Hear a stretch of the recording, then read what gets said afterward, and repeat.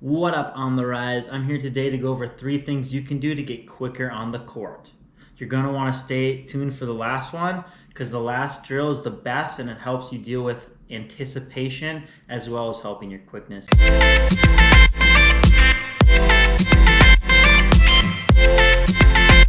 The first drill that I like to do is I like to get out the ladder. I know it's not a tennis specific movement, but it's really good to get the ladder out, get the feet moving quickly, and we're kind of looking at building quick feet and balance as well. To be a great mover in tennis, you have to be a great athlete first. And this is just some great footwork stuff you can do to help you become a better athlete. Here I'm doing the ladder and we're going over a few different things. I like to keep it simple. First drill, we're kind of doing 1 foot in each ladder. After that, we're gonna have 2 feet in each ladder.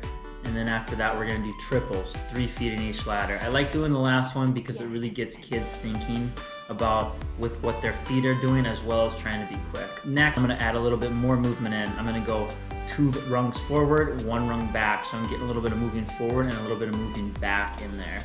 After that, I'm gonna hit up some of the lateral stuff, shuffling, 2 feet in, 1 foot out, 2 feet in, 1 foot out, shuffling back and forth. I like to finish with some crossover steps and backwards karaoke steps because those are actually more specific tennis movement. This next drill that I like to do is tennis specific movement. You can do it at home, maybe without a racket if you don't have a lot of room, or you can do it on the court or anywhere you have enough room to do it. With a racket or without a racket, they're both good. Mainly, I like doing this movement because it's working on like your inside out forehand as well as your inside out backhand. I know the inside out backhand isn't as relevant of a shot, but there are times you do use it, and it's also important just to be well-rounded. You don't want to only be working the one side and never work on the movement for the other side because, as I've said earlier, being a great tennis player involves being a great athlete, and you have to be able to do all sorts of things on the court, and you never know when you're going to need it.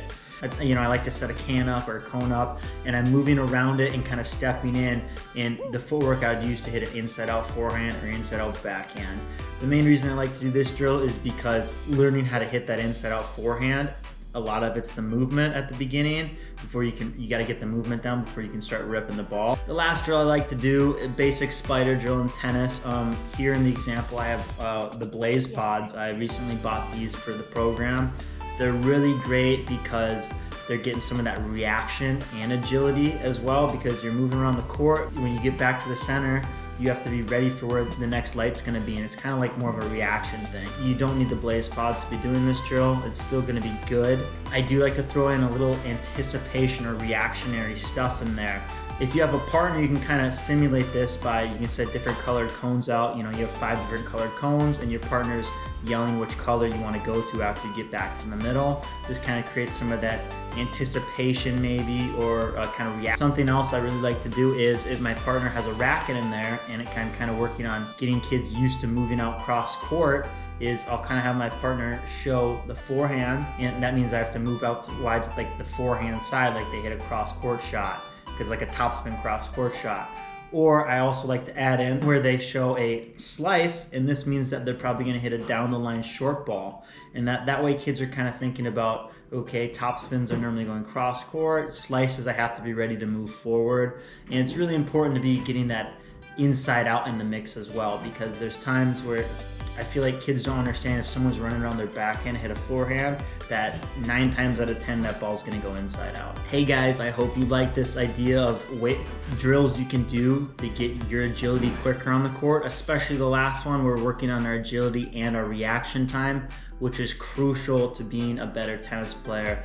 Yeah, you might be able to get quicker on the court, but it's important to be smooth when you're moving around the court.